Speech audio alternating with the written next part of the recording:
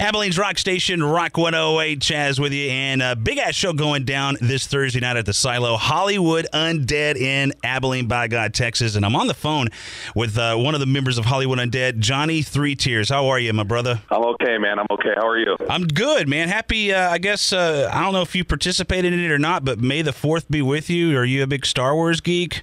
No, I'm not. I like him as much as the next guy, I guess, which is not very much. Well, it's the official, unofficial Star Wars Day, May the 4th be with you day there. So I was curious to see if I've been seeing a lot of those hashtags on Twitter, and it's been pissing me off all morning. Yeah. Well, look, I don't hate on people who actually like Star Wars to get into it, but I know half the people posting this crap have probably never even seen the original ones. Yeah, right. Because all of them are like 22-year-old girls. Like, shut up, bitch. You know you watch Vampire Diaries. You suck. Yeah, right. Well, Johnny Three Tears, like I said, Hollywood Undead in town this Thursday night. I also want to offer up a congratulations before we get into a little deeper into the interview to your boy J-Dog, who apparently, I guess, got engaged on stage recently. Oh, my God, yeah. He bit the bullet, bro. The bullet, huh? Crazy. I'm happy for him. He's been my best friend since I was 4 years old, but that friendship is now over. Right. So, now you have to call her to ask her permission for J-Dog to go out for a beer and stuff, right? Oh, yeah. She doesn't let the dog out of his doghouse, bro. Those days are over. It's done. Now, you don't have... You're single, though, right? Yeah, no, I don't have any... No, dude. I had, off and on here and there. What the hell? But, marriage and stuff like that has never actually crossed my mind. I don't think. I think I'd have to be effing crazy. Well, I mean, it does take. It's just like you said. Your life completely changes and everything like that. I mean, and I know a couple of other members have girlfriends and/or wives and such. How does that like? Oh yeah, three of the guys are now married. See, my thought process is, okay, I have a life that I'm trying to live. Let me invite someone in to screw it all up. I just think I can't see the reasoning of how that makes sense to an individual. But, if people are lonely, I don't know. I mean, maybe they found girls, that organize their stuff. I don't know. Dude, don't ask me. I'm like I should be on like a talk show talking people out of this crap. The Bachelor. We could do. Let's see. We could do a little talk show with Johnny Three Tears and the Bachelor Life or something like that, man. Dude, it's not even about being a bachelor. It's not about other girls. I don't know. I can barely function on my own. I didn't How the hell am I going to function with someone else involved? Well, anyways, congratulations to your boy Johnny, J-Dog, and everything like that. That's cool. And also, I want to congratulate you guys on your album. Came out March the 31st, Day of the Dead. Man, it's a righteous album. Sounds good, front to back, and everything. Of course, the title track, the first single that you guys put out, Day of the Dead. Very hard hitting, very aggressive. Almost on the verge of anger, you know what I mean? So, yeah, we're pissed, bro. Yeah, what were you pissed about this time, man? Dude, for some reason, I mean, you just heard my rant on marriage. I'm just a pissed off guy. I'm an old, bitter jerk, and there's no shortage of things pissing me off. That day, I think the Dodgers lost, so I was upset. No. The Dodgers? I'm a Dodgers fan. But no, I mean... we always have, I like aggressive music, man. I like music that makes me feel, even not just, it doesn't have to be hard, but sad music or whatever the case may be. I like emotion in music. Otherwise, I just can't connect. So we try to involve that as much as possible because I don't listen to music, just sit there and bob my head, bro. I like to get into it. Right. You know what I'm saying? Yeah, absolutely. What do you think the state of music is right now in the industry? Sad state of affairs, my friend. I'm going to tell you that right now, especially for rock music. Rock stations are disappearing. The station I grew up listening to doesn't even play what I would call rock music anymore. It's sad watching the ship sail, man. But all you can, music has always worked in like ebbs and flows and comes and goes. And right now, the whole pop culture with the internet and stuff, people are just obsessed with people, not music. They don't care about music. Right. They care about who's making it and what's going on in their personal life. Which, it's sad, man. Music, it means a lot. I mean, I know it means a lot to a lot of people, and we're kind of losing that war against the pop culture idiots that may the force be with you. And it's just very sad, bro. I have to agree with you as far as the state of music is concerned. Back when I was a kid and everything, music to me was, going down and buying a cassette tape and reading the jacket on the inside and, getting to know the band and everything. Yeah, exactly. Now it's all iTunes, it's all digitized, and it's like, I know it's still buying a record, but the same way. I was the same way when I bought CDs when I was a kid. I loved reading the thank yous, the production. Like, I go through, and it was like my week, man, was like trying to save up money to get whatever CD I wanted that week, or saving up money to go to a show and get a T-shirt and stuff. And it seems like the people are drifting further away from that. You take like YouTube. People don't even go see bands live as much because, well, I could just watch a live performance on YouTube and not have to. You lose the experience, and I think that is, it's slowly dying out. All we can really hope for as rock musicians and rock fans is that rock comes back and that it makes heavy, hard rock what music is meant to be, in my opinion. Somebody comes along, hey, if it's us or if it's somebody else, and kind of saves the day. Yeah, we've all become pretty much lazy asses these days, Dude, it's just too easy, and it sucks because it's the same thing with video games. Like, kids stop going outside and playing because they're busy on their Xbox, and it's kind of the same phenomenon. It's like, why go out and see a show? Why get involved in music as a culture if you could sit there on the internet and do it? And I feel sad for kids. They may never experience the way it was supposed to be experienced. Exactly. I mean, I remember going, being a kid and everything. Mom and Dad tells me, hey, go out, play till dark or whatever. There was no worry or anything like that. It was just that's what you did. Yeah. It was a better time, man. But you know what? Things can change, and it's not completely. I mean, we got great music, like for instance, your new album that came out, Day of the Dead, came out March 31st. You guys are just a couple of months in with this album. Several singles that have been released, including the title track. Man, I mean, what is your feeling on the album, man? I mean, it's your fourth studio, so I mean, do you feel like this is your best so far?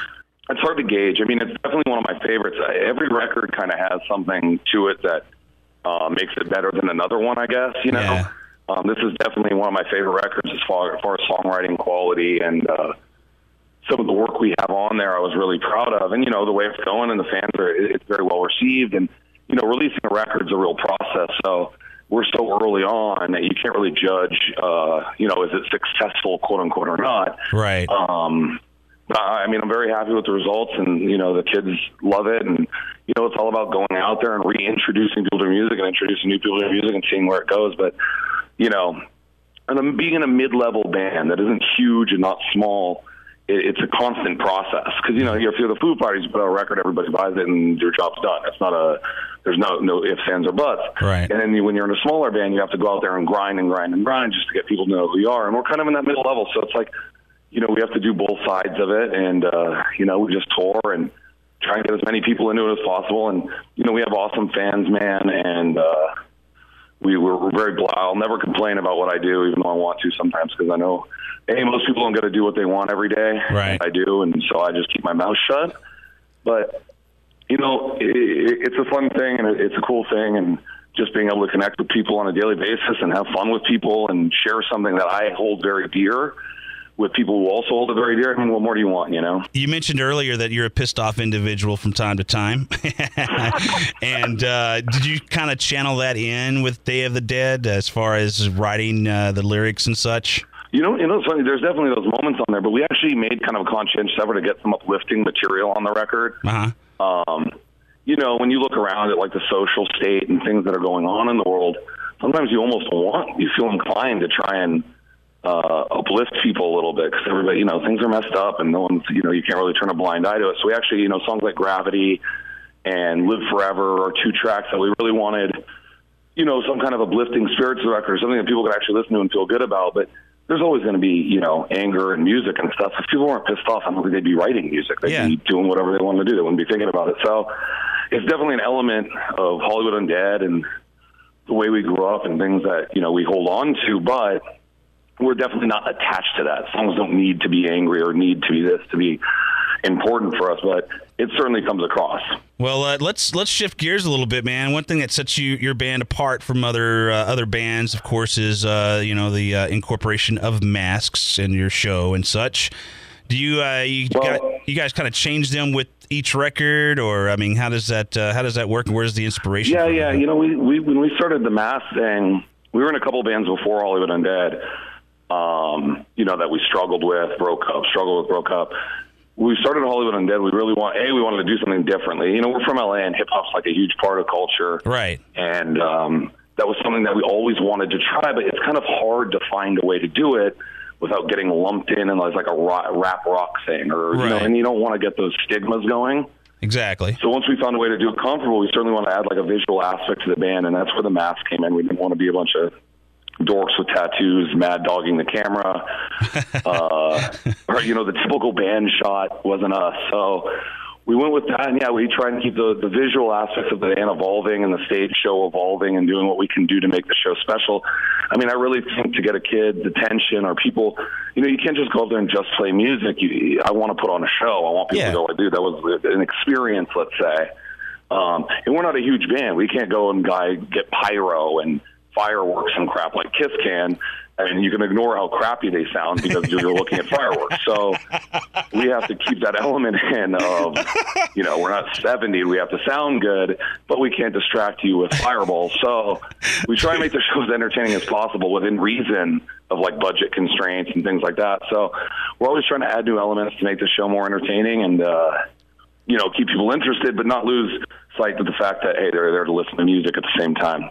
Dude, the Kiss analogy yeah, that's pretty bad. There's another sad thing to watch. Dude, I saw him the last time I saw Kiss in concert was I guess outside of Dallas a couple of years ago or whatever, and I was so disappointed, man. I mean, I love the band. I love what they stand for. I love what they did for rock and roll and all of that good stuff, but I don't know. I think there's a time where it comes a time where you're just like, yeah, maybe we should just not do this. You know what I mean? So, well, dude, I mean, you know, my thought process, it's all about money. Yeah. And I know that for a fact, you know, that this is really, people write them a big check and they go and play, and that's why they're doing it. Right. And I don't respect that. Right. And, you know, you got enough of it. Just, you know, mosey on along, buddy. Let somebody else do something for a while. So, exactly. You know, I respect what Kiss did and stuff. But, you know, and at the same time, dude, it's just like, I don't know. I want to see something new. I'm excited about a few bands that are out right now, and I'm hoping music also shifts from this breakdown, hardcore thing that's really big right now, because I just don't, you know, the bands now, they just sound identical. I cannot tell them apart anymore. Cookie cutter. It sucks, man. There's no individuality. And, you know, it's one of the things that I love about being in this band is whether you like it or don't like it, we're not doing anything anybody else is doing. We can do it better than most. And I think people get threatened by that because they only know they're one-trick ponies, and once you threaten that existence and go, hey, there's something else out there, you know, it's threatening. We don't need a double bass breakdown on the bridge to make people move or dance and stuff. So we're just trying to bring a little originality back to music and something different, like it or don't like it. You know, that's really what we're trying to do. Right on, man. Kind of like Kiss did back when they were in their heyday, man. Yeah, absolutely. Now, one quick question about the mask, and I'll put it up, but I just wanted to ask this personally, man. Have you ever, like, you know, worn it out, like to personal things, like to the grocery store, or maybe like in the bedroom, or, you know, had the other girl wear it or whatever, you know? Yeah, dude, I'm always trying to get girls to wear it because I just love myself that much, bro. I just want to pound myself, dude. I just got to obliterate it. No, I've never done either of those things. I don't have one at home. I don't have one for personal use. That would be weird. Sicko. Yeah, right on, man. But I might take your advice, and, you know, I got a girl, so yeah. Maybe I'll bring the mask home and say, look, if you really want to get married, put this on. You're right, because I love myself this much. Well, Johnny Three Tears, man, I can't thank you enough for hanging out with us this afternoon. Again, Hollywood Undead playing at the Silo this coming Thursday. You can get all the details at KEYJ.com. But Johnny, man, it's been a pleasure talking to you, brother, and we'll see you Thursday. All right, awesome, dude. May the force be with you, bro. You bastard. Thanks, brother. Later, man.